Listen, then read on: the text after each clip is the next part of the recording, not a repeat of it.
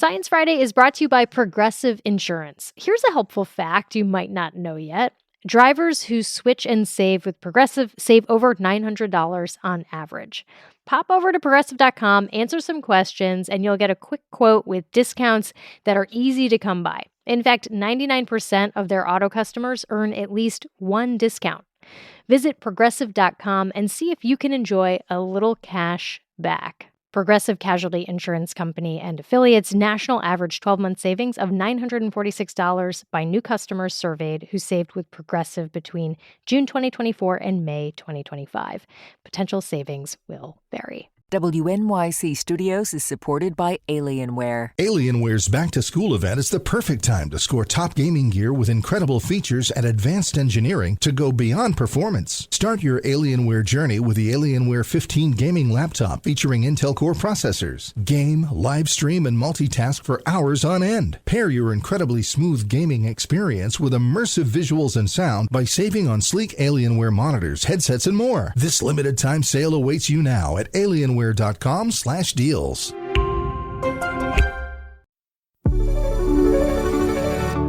I'm Ira Flatow, and you're listening to Science Friday. One of the most irresistible questions in stories about aliens, after they arrive, of course, is what will our reaction be when we learn of their existence? Will it be horror, bewilderment, relief, euphoria? It's a scenario we love to imagine again and again, as in Steven Spielberg's recent movie, Disclosure Day. What are you going to do? Full disclosure to the whole world. That truth will upend all established order across the entire world. Really? Really? How would humanity react if we learned of intelligent aliens? Can you actually study that? Well, it turns out there's a whole group of people inside SETI, the Search for Extraterrestrial Intelligence, that is thinking about this, what the public response might be and how to prepare for it. We have the lab's co-directors here to talk about the research that's been done to answer these questions. Let me introduce them to you. Dr. Lucian Walkowicz is an astronomer at SETI who's worked on NASA's Kepler mission and Hubble Space Telescope. Dr. Chelsea Haramia is a senior research fellow at the University of Bonn in Germany and philosopher-ethicist at SETI. And as I say, they're the co-directors of the organization's Discovery and Futures Lab. And just a heads up, we will be having a few minor spoilers for Disclosure Day. Welcome both of you to Science Friday. Pleasure to be here. Thank you, Ira. Nice to have you. You're both the co-directors of this new lab at SETI. What exactly does this lab do, and how do you ask the questions we were just talking about? Sure. So the Discovery and Futures Lab is a research initiative. I think the tendency is to think that a question like, how will people respond to the discovery of alien life, is merely a matter of opinion. But there are many opinions, and it's not just a matter of opinion, right? You can actually study that. So, some of the questions that we might want to ask are, how will people react? And also, how should scientists actually convey what is happening during a discovery? In media, we often see these sort of pivotal, single moments of discovery.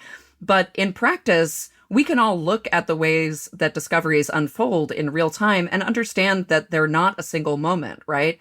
A discovery is something that, we might get an initial inkling of or find something interesting, but then it has to be confirmed and tested and debated amongst experts and then communicated to people, often as it is happening and often as information is complete.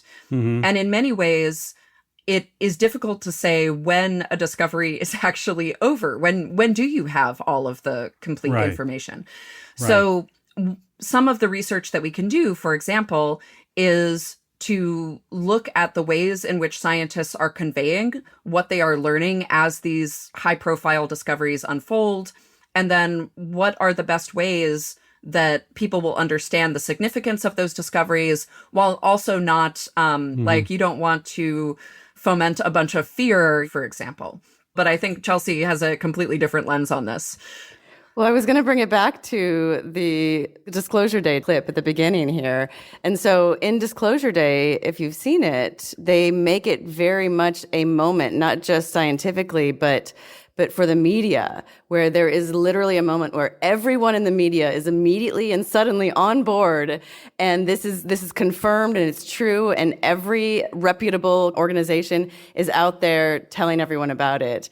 And for people like us, that's very laughable, right? And I assume for your average audience member, you also recognize that as Hollywood and not particularly realistic. Tell me why that's not realistic. Well, I mean, if you watch the movie Beyond the Media, I think what we focus more on is the fact that the scientific confirmation is not likely to be a moment. It might be, but it's not likely that it will be just this moment where suddenly scientists know. It may take a long time to get that first evidence of detection, but then be able to confirm it and to cross-confirm it with other scientists in different parts of the globe. And so this idea that there is a moment of discovery is a little misleading if in the future an actual discovery is the kind of thing that could take not just days, weeks, or months, but years or generations. I will also say that one of the things that came up in the movie was this, certainty among some of the characters that people were going to go crazy. There was going to be mass hysteria. And this is one of the things that we want to study. And we have a colleague who does risk analysis. His name is Andreas Schwartz. And one of the things that he's mentioned is this disabusing us of this notion that these kinds of things automatically translate into mass hysteria, into these overreactions from huge groups of humans.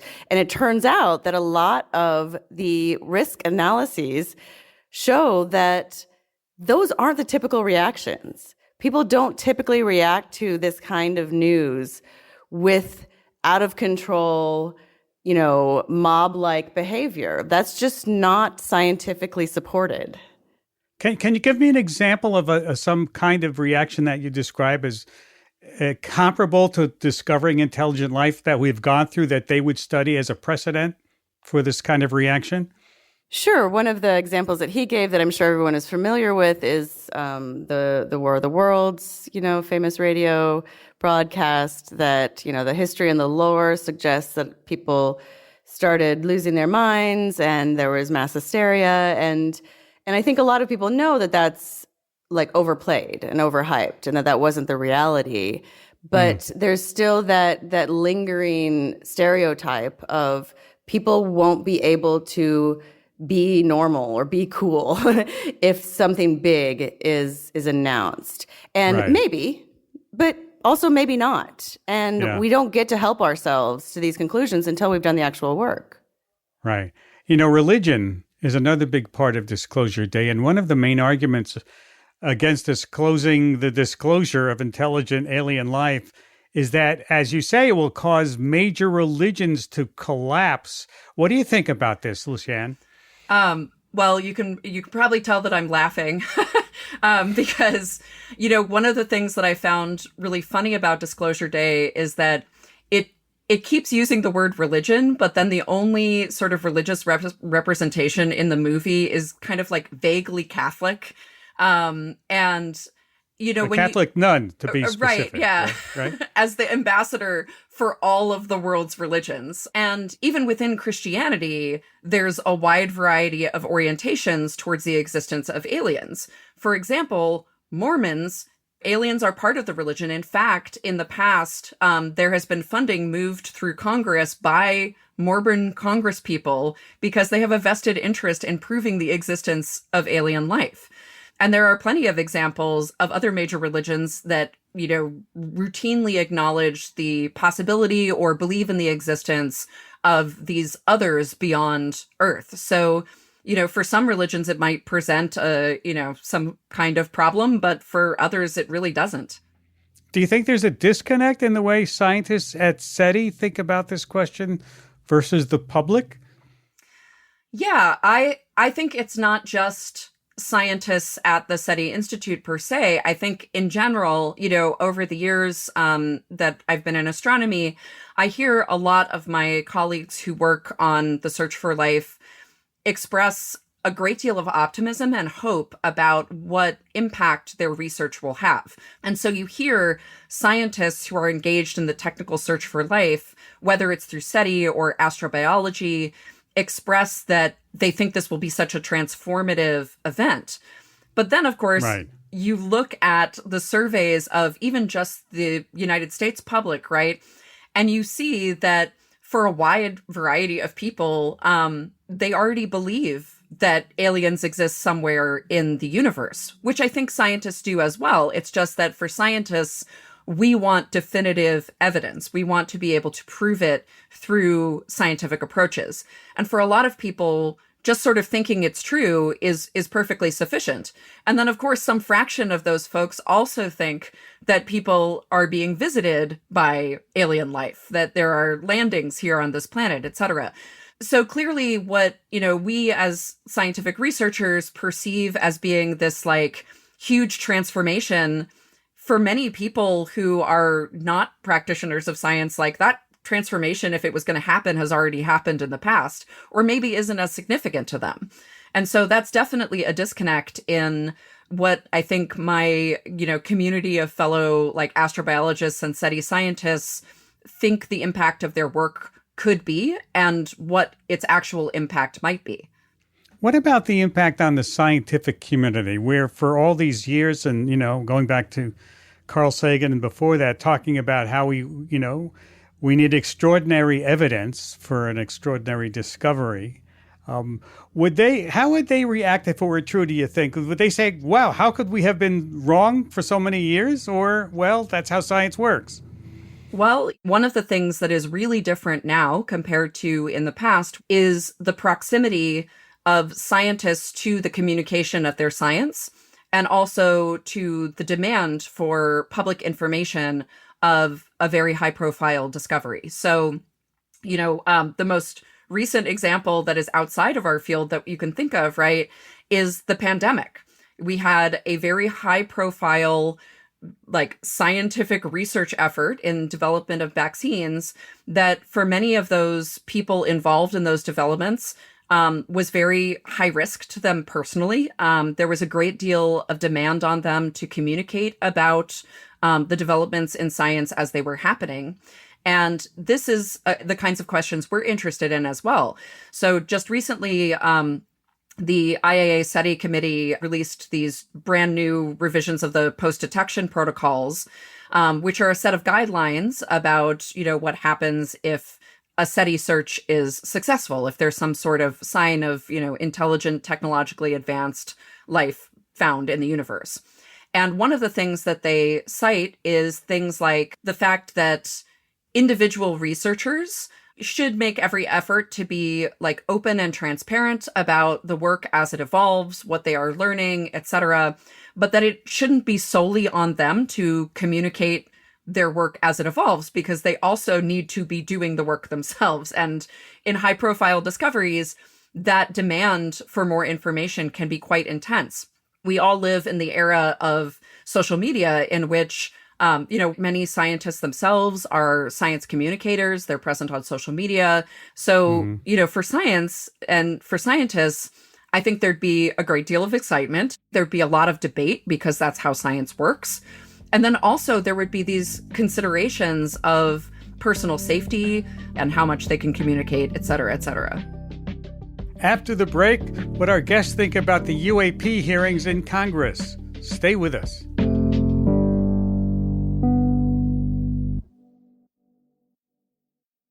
WNYC is supported by Bayer. Every day in America, science delivers. Not just in the headlines, but in the moments that matter most. Science is a journey, one of curiosity, persistence, and progress. It's about asking questions, testing, learning, and improving again and again. Science delivers harvests that feed families, tools that help farmers grow more with less, and new ways to protect land for generations to come. Let's keep asking, keep testing, keep discovering, so science can keep delivering. Learn more at sciencedelivers.com.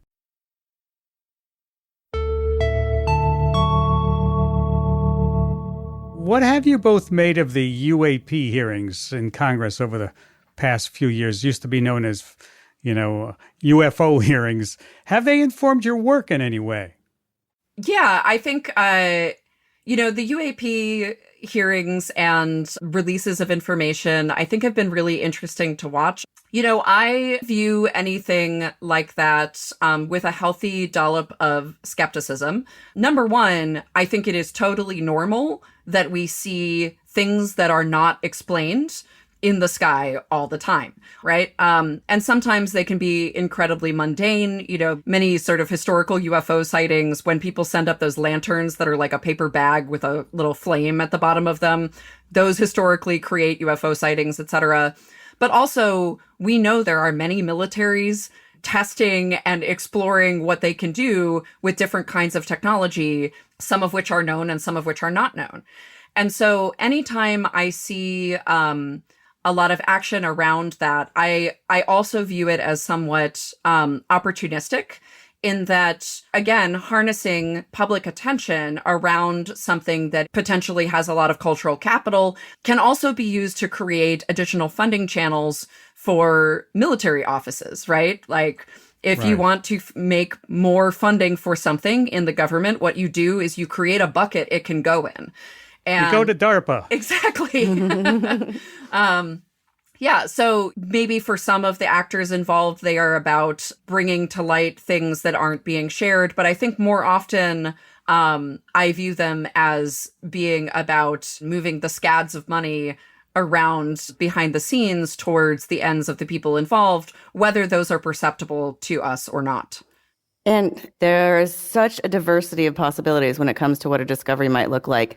And a UAP situation, something where aliens have physically made it all the way to planet Earth, that's just one of many, many possible discovery scenarios. SETI practitioners like to make it clear that they're looking interstellarly. And it's actually easier in one respect, at least, to verify if something far away is artificial or technological than it is to verify that something here is artificial, technological, and extraterrestrial. Because we have a lot of artificial and technological stuff on our planet, in our solar system, from us. We're the source. And that's the challenge when you're thinking about UAPs, is how to ensure that you can say this is aliens and not humans. But does UAP discussions, whether in Congress or amongst ourselves, ease the way for discovery of real intelligent life? I mean, are we prepared? Is this a runway over decades and millennia for that? That's an interesting question. I don't know that I would consider it much of a runway, because largely a lot of what has plagued sort of UAP sightings is a lack of good data. And one of the things that I think has also been difficult for people who have perhaps seen something in the sky that they don't understand, in talking to people who have the technical skills to evaluate those things, is that, number one, the technical data usually doesn't exist, and therefore the account is often anecdotal and often also like personally meaningful to the person who has experienced it. So I think that there's something instructive in there on how scientists can be better representatives of the scientific process and how discoveries unfold with time. But ultimately, discovery can look like a lot of different things. It isn't necessarily something coming here. It could be, a chemical signature that we discover on a planet orbiting another star. It could be, a radio signal. It could be a laser pulse, something like that. And all of those different scenarios are extremely different in how people perceive perceive them, their ability to understand sort of like the highly technical aspects of it. So in some ways, that now long cultural history of people seeing things in the sky and attributing it to aliens, like, I don't know that actually prepares us at all. Well, some really interesting stuff to think about. I want to thank both of you for taking your time to be with us today. Happy to. Thanks for having us. You're welcome. Dr. Lucian Walkowicz, astronomer at SETI, and Dr. Chelsea Haramia, philosopher and ethicist at SETI. This episode was produced by D. Peter Schmidt. Thanks for listening. I'm Ira Flatow.